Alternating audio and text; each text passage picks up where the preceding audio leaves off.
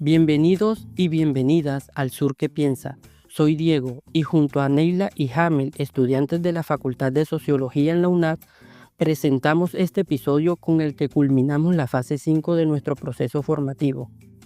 En esta entrega buscamos mostrar cómo la imaginación sociológica, en el sentido planteado por Mill, permite enlazar nuestras experiencias personales con las grandes estructuras sociales que los moldean, y reconocer que lo cotidiano está siempre atravesado por lo histórico y lo colectivo.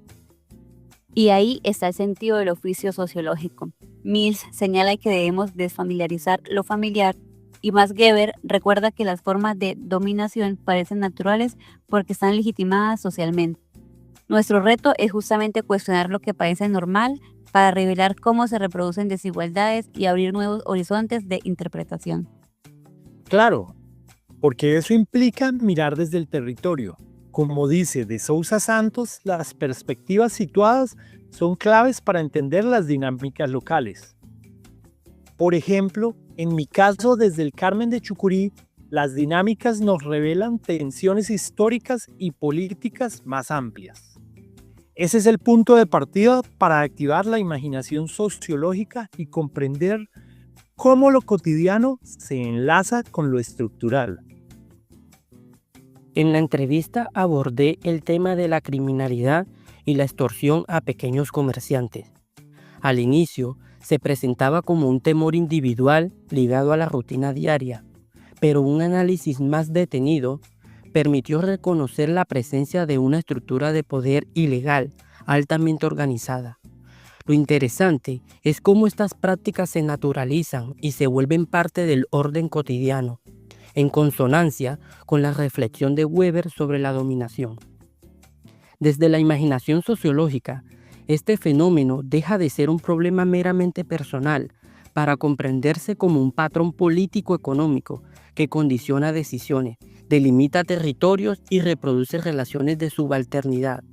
Mills diría que lo que parece un problema privado, en realidad es un asunto público que interpela a la sociedad en su conjunto. En mi caso, revisé la invisibilización de la mujer, retomando los aportes de Siguiendo a Escriba 2016. Las mujeres viven doble subalternidad.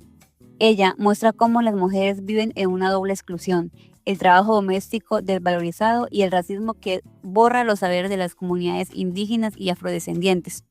Y ahí se ve la dimensión sociocultural de la subalternidad, porque son desigualdades que se sostienen desde lo cotidiano, a través de las prácticas que parecen naturales.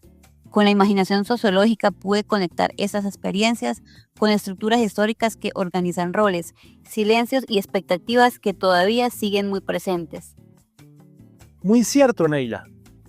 Yo trabajé en la entrevista con Daniel, un joven de la comunidad LGTBIQ+, lo que él vive cada día, las miradas, los comentarios, las microagresiones que parecen pequeñas, pero que en realidad transforman profundamente su manera de estar y relacionarse. La interseccionalidad me permitió ver cómo se entrelazan las dimensiones de género, orientación sexual y clase en estas experiencias. Y al verlo desde la imaginación sociológica, Yalas Kisukidi señala que estas violencias simbólicas se sostienen en marcos históricos que clasifican cuerpos y valoran unas identidades sobre otras. Realmente estas no son situaciones aisladas, sino que forman parte de estructuras socioculturales que deciden qué identidades se consideran válidas y cuáles siguen siendo cuestionadas. Para enfrentar estas dinámicas se necesita una forma distinta de comprender la realidad social. Edgar Morin propone el pensamiento complejo como una mirada que articula lo político, lo económico, lo cultural y lo ambiental sin fragmentarlo, permitiendo captar la trama que las conecta. A su vez, Bonaventura de Sousa Santos insiste en la necesidad de descolonizar el pensamiento, señalando que las soluciones no pueden imponerse desde afuera ni replicar lógicas hegemónicas ajenas a los contextos locales.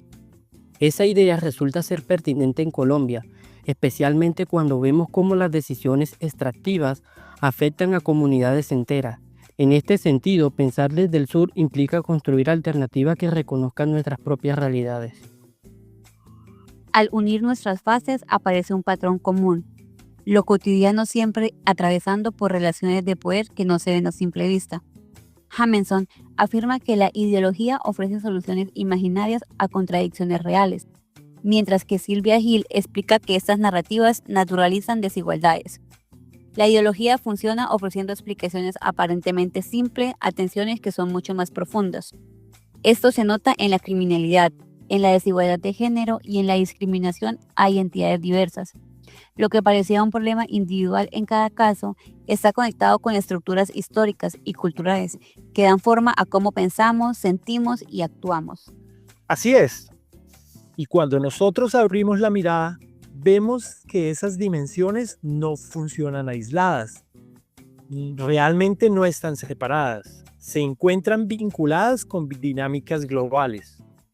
Ahí entra lo que de Sousa Santos llama pensamiento abismal, que divide quién es visto y quién no. Esa lógica, heredada de la colonia, se mantiene en decisiones económicas actuales, especialmente cuando los intereses de grandes emporios se imponen sobre los territorios.